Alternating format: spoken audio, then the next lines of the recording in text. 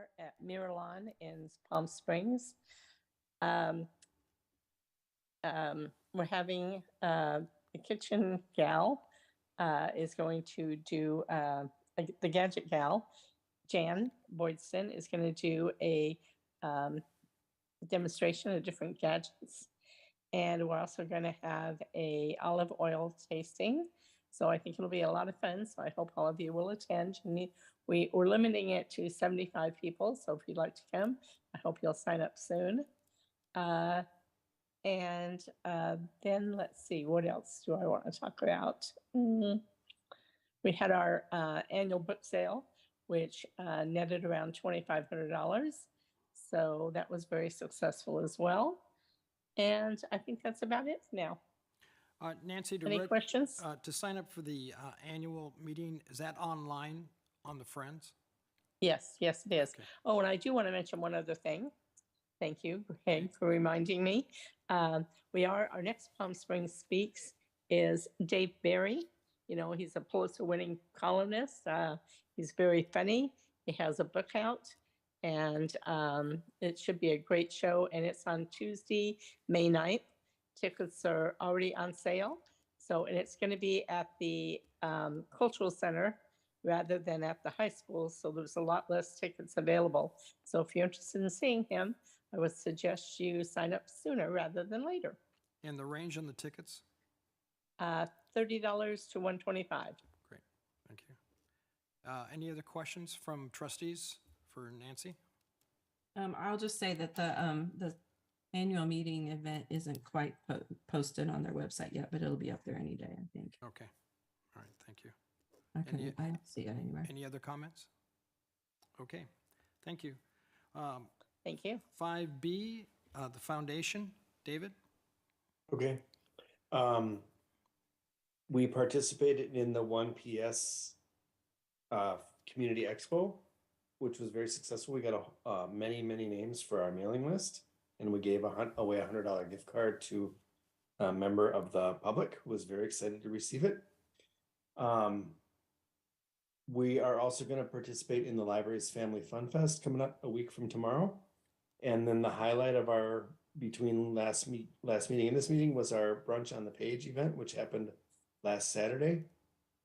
As you all know, it was sold out and it was awesome. It was a beautiful day. I mean, the weather cooperated. The house was beautiful. A lot of really happy people there that, you know, as they were leaving, I stood at the door and everyone said they love the library. They're so excited. It was a really great event. So we were very excited that our kind of second official fundraiser was a success. Great, good for you. That's good all for I the have. foundation and good for the library. Comments for David? Okay, then let's go to library staff. Jeannie? Okay, thank you. Yeah, I was so happy about the Al Franken event. It was just a very full house. We sold 90% of the tickets. So it was it was a great event. Everybody was so happy to be back. And the VIPs that got to meet Al Franken, that the photos are coming on the website. They look great. And it was just a great event. We're glad to be back. And looking forward to the Dave Barry event. Like Nancy said, Family Fun Fest is next week, 9 a.m. to noon, and Mix 100.5 radio station is going to be there doing a live broadcast. It's a great family-friendly event. It's really geared to children. Teens are also invited, and there are activities for teens too. Every kid that comes will get a free book from the library, courtesy of the Friends. And we're going to give out a tote bag, and then they can visit 30 different organizations. And each one of them is supposed to have a game or craft geared towards children. So it's just a fun, full activity. It will be at the baseball stadium next door, Palm Springs Stadium, right next door to the library. So park at the library, at the leisure center right down the street. Even the Mizell's parking lot will probably be utilized. We usually have between 500 to 800 people attend, and just a fun, it's fun for the whole family. That's why it's called the Family Fun Fest. We are also participating this Saturday in the City of Palm Springs 85th anniversary celebration. And I'm actually on the planning committee, and it's just coming together nicely. We're going to have the car show with a car from every year that the city was incorporated. So starting at 1938 until 2023, we'll have a car, and they're going to do a little parade and try to get a Guinness Book of World Records record. And so that's kind of neat. I know a lot of people are they're gonna put people in the cars, and it's gonna be fun. We are doing we're partnering with the LGBTQ plus archive to have our exhibit at Wellwood Murray Memorial Library. And so you could go over to the Wellwood and take a look at the exhibit again. And then the library staff will have a booth at the downtown park doing, actually, we're doing temporary tattoos. So that should be a lot of fun. And Lisa, did you have anything else that you wanted to add for updates? Just that we kind of go on a break for programming this month until after Family Fun Fest, and then we'll be celebrating Earth Day. For adults, we have a film screening. We're going to screen The Need to Grow. For teens, we're going to do succulent planters, and then for tweens, we are going to do air plant geraniums, all for Earth Day. Okay, are there any questions from the trustees for the administrative staff? Okay, hearing none, thank you so much for the information. Item Roman numeral 6, Treasurer's Report. Jeannie, has there been any change in the budget that we need to spend any time on? I will give you a little update. Al Jones could not be, not Al Franken, Al Jones could not be here. Neither one of them can be here. So the bottom line of the cash account is $1,783,976.22. The activity that we had is one item. We had a $10,000 expenditure.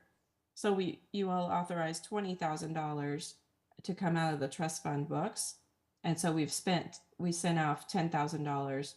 And Lisa, I'm not sure if that went to for the books or the ebooks. I'm not sure which direction that went, but one of those two items. So nothing really to report, except that we did actually spend some money that had been already set aside. Also, our city manager has requested that we do a 2-year budget. So I submitted my library budget with pretty much just a 3% increase across the board. For the trustees, I don't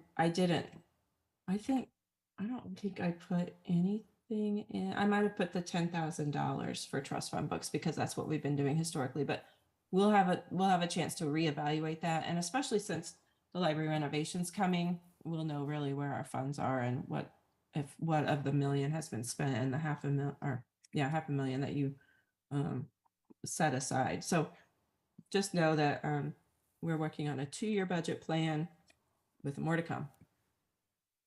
Any other comments? We have down here that we're going to accept this, so I need a motion to accept the oral presentation and the written presentation that's in the agenda. So moved. Thank you. May I have a second? Second. Please? Thank you. Yes. Any further discussion on the budget? Okay, roll call, please. Craig Borba, Yes. Juanita Garner, Yes. Ed McBride. Yes. It has approved. Great. Roman numeral 7, discussion actions. The first one is A, memorandum of understanding with the Palm Springs Public Library and the foundation. We worked last week, the foundation and the 2 members from the trustees. We came up what we think is the final document. I think there's one thing outstanding. Jeannie, do you remember what that one issue that's out there? So in your packet, you have the MOU that was created before we had the meeting. And the only thing that is different that I can we discussed this, but we just removed the word ongoing Right. under ongoing maintenance in the 2 places that it's listed. And then we changed the signature to the new city manager. And the only thing left off that we haven't finalized is the insurance. And I thought where we left that is the foundation was going to send their insurance to the city manager or somebody in the city, and they were going to see if that was acceptable. Is that correct? Yeah, so you, they're going to send it to me, and I'm going to send it to the city attorney, who is the risk manager for the city, to confirm that it's acceptable. The language is vague in this document that they should have proper insurance, but the question was what's considered proper. So Okay. we're just going to send yours in and see if it's proper. Okay, so what our plan was it to send it to the city next or send it to the foundation next? It was going to go to the foundation, right, David and Bill? Okay. That's Right? what I, excuse me, Yeah. that's what I wrote down in my notes. Okay, so Yeah, that's right, because the city council will be the last one to see it. You all need to make sure that it's all good on both sides, and then we will take it to city council. okay, so can I have a motion that we forward it to the foundation? I move. Okay, I have a move, and Ed, is there a second? I sure do. I second it. Okay. Any further discussion? Okay, roll call, please. Greg Borba, Yes? Juanita Garner, Yes. Ed McBride. Yes. Motion is approved. Okay, the next one is item B, which is review of the flow chart for donations. Jeannie? Sure. So Craig Borba asked that we create a flow chart to kind of clarify what happens when a donation comes into the various groups, because we get questioned a lot about, well, what's the difference between the Friends and the Foundation and the Library Board of Trustees? So I tried to come up with something that was hopefully clear, that you can get an idea of just generally the mission of the organization, or what your responsibilities are, and then what happens when a donation comes in, whether it's let's see, I've got on this handout, you'll see non-renovation donations. So just an everyday donation that comes in, goes to the different groups. It also includes the library. So we get donations here at the library, and they're just either made to Palm Springs Public Library or the City of Palm Springs. Where does it go? So this tells you where it goes, and then and so on. So we have the non-renovation donations. The next category is a renovation specific or earmarked donation without naming rights. They just say, I want to contribute to the renovation. Here you go. And then we have the renovation specific with naming rights section. Where does that go? And if you want, I can talk a little bit more about all of those and just go over it for you if you want. Yes, please, let's do that. Okay. Okay, so just the day-to-day donations that come in. When it comes into the library, a donation goes to the trust fund. We've determined that is how the pathway that money comes in. That way we know it's specifically held in trust for the library. It doesn't get mingled with the general fund, and doesn't go to another department on accident, or get absorbed at the end of the fiscal year. It will stay with the trust fund. So money for the library goes in the trust fund. Money for the trust fund, when it's written specifically to the Library Board of Trustees, goes to the trust fund. So that money is held by the city in a city account, but it's a special fund. So it's held in a special account. It's Fund 151. It has its own special category. And then it goes into your Library Board of Trustees money, which is what we report at the beginning of the meeting, 1.7 million. That's where those go. If money goes to the Friends of the Library, it just goes to the Friends. The Friends are a separate 501c3. They have their own bank accounts, their own investment dollars. It goes into their account, straight to them, for them to decide what to do. But all of the missions of all of these groups is to support the library. When it goes to the foundation, they have their own bank accounts. They're also a separate 501c3. And the money goes to the library foundation into their accounts. And again, they all support the library. Now, the difference between the Friends and the Foundation, this is just a generalization. I would say that the Friends of the Library really do more day-to-day, and I call this smaller projects. The Friends honestly give us about $200,000 a year in gifts. So it's not really small money. It's just smaller projects, maybe, because we've had some big gifts from them. The foundation, they also have given us some gifts for smaller projects, but their real mission right now is for the renovation, honestly. And I think you'll all agree to that. I think you all agree. If not, wave your hand and correct me. So then on the funding direction, when I give money to the Library Board of Trustees, when we get a donation, it goes to the Library Board of Trustees. The Library Board of Trustees are in charge of that money, and they can authorize projects or expenditures. I can't just go in and pick that money out without your authorization. In fact, when I do request money be spent, I have to attach your board minutes, with the motion and the second and the vote for the auditors. So it's part of your bylaws. It's part of the rules. The Friends can either buy, and let me go back. The Library Board of Trustees the money gets spent by the city through the city's procurement standards. The Friends of the Library, they can either make a gift directly. They can either just pay for something and then the item shows up, or we get a subscription or whatnot. And then or they can give us money and direct it through our regular thing. So there are a variety of ways that the Friends can do that. The foundation, same thing. They can either buy the gift directly, or they can transfer the money through to our accounts, and then we pay for it through the city. And again, all of these, everybody has to agree. I can't do it. And also the Friends or the foundation can't just surprise me with the gift. We all have to be in agreement. So renovation specific, without naming rights, it's almost identical, except that there is going to be a special account. And I say building fund, I believe it's called library renovation, but it's intended to be the building fund. So any of those donations follow the same path. Okay, so gift to the library, that goes through the trust fund and it goes into the building fund. Donation to the Board of Trustees gets placed in the building fund. The Friends of the Library, they pass them through to the city to be held with the building fund. And the foundation also passes the money through to the building fund. Okay.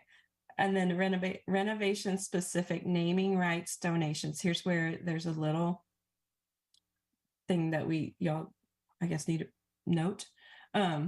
So again, with the library, that money gets passed through to the building fund, and library director coordinates with the donor and the library foundation to ensure that there are no duplication of naming rights. And this is the pathway where it's, this is what the MOU is talking about, where if it's more than $25,000, then the city manager is involved. And if it's more than $100,000, then the city council is involved. But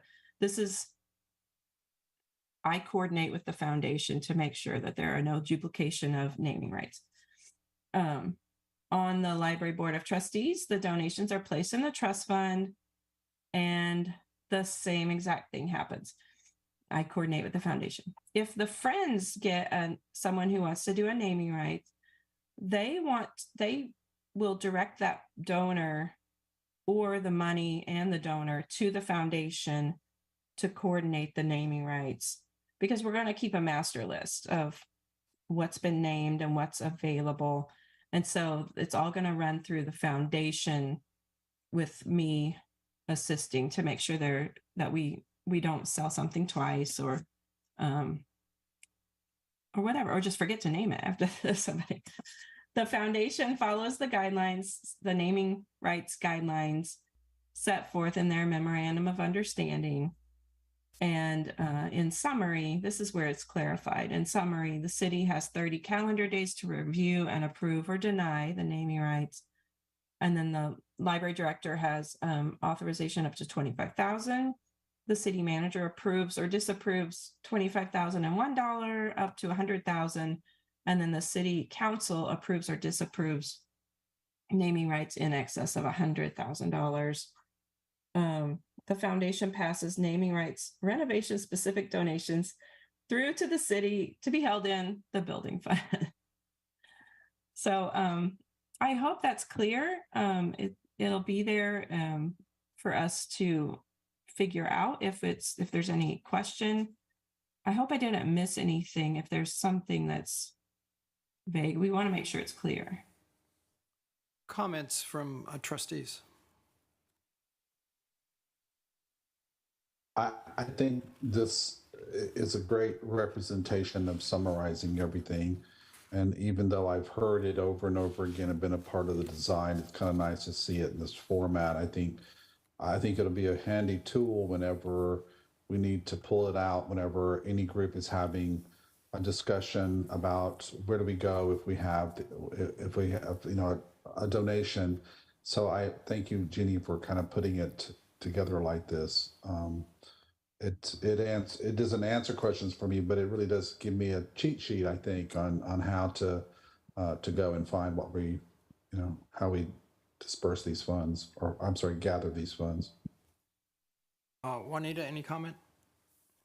I'm just glad that there's one person or the foundation is going to be the one that really kind of controls the naming rights and is able to to coordinate with Jeannie and do that. There has to be a central point.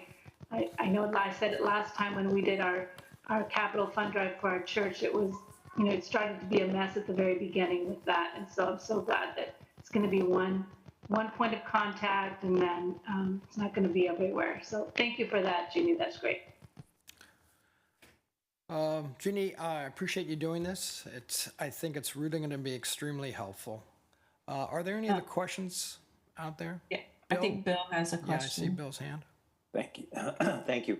First of all, I agree with Ed and Craig that this is very helpful, and it clarifies the relationships and how we're going to have good problems to have. We now have a pathway because we know where the money should go and so on.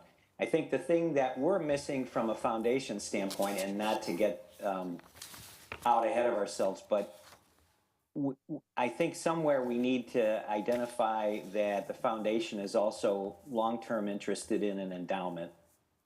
And I'm just wondering, in the course of our feasibility study and other fundraising, that somebody would want to endow or put funds into an endowment account in addition to or to prolong their contribution to the library instead of putting it into the building fund. Okay. So I don't know if there's not a huge need for this right now, but if we're going to use this as a sort of a reference chart for several years going forward, we might want to figure out where to put that in. Okay, thank you. Jeannie? I was like, oh no, we forgot something. But actually, those are the non-renovation donations. Okay. That you would just hold your own funds and do with them whatever you need to do. And the trust would still be available too. Yeah. So yeah, if you got some money, you were trying to build an endowment, you would hold your own money with your bank or investment accounts, and then use that money to support any and all activities at the library. And again, I just said that your primary mission was larger projects like the renovation.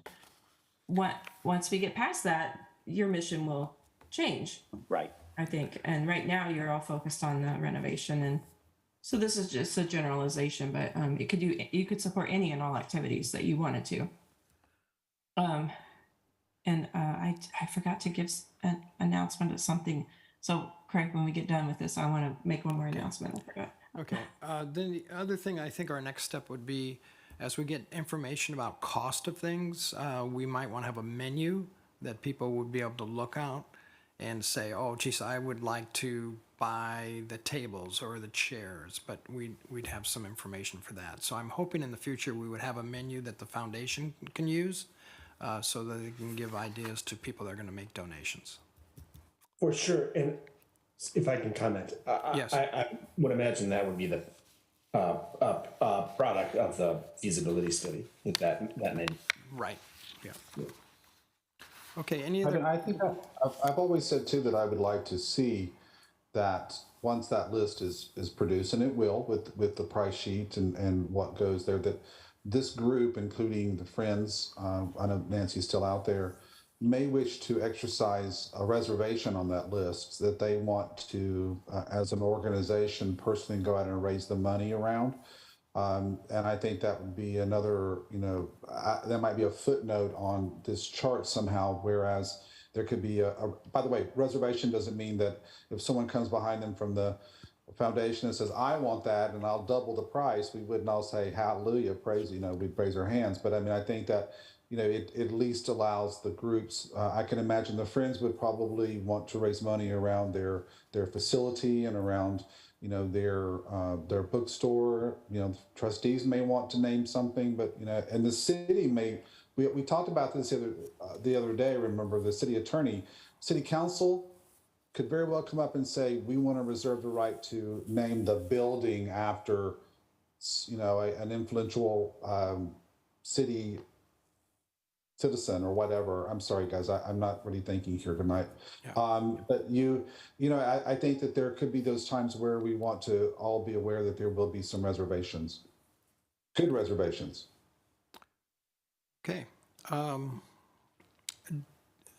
the trustees comfortable with approving the flow chart, or do you want to wait till we have a full board?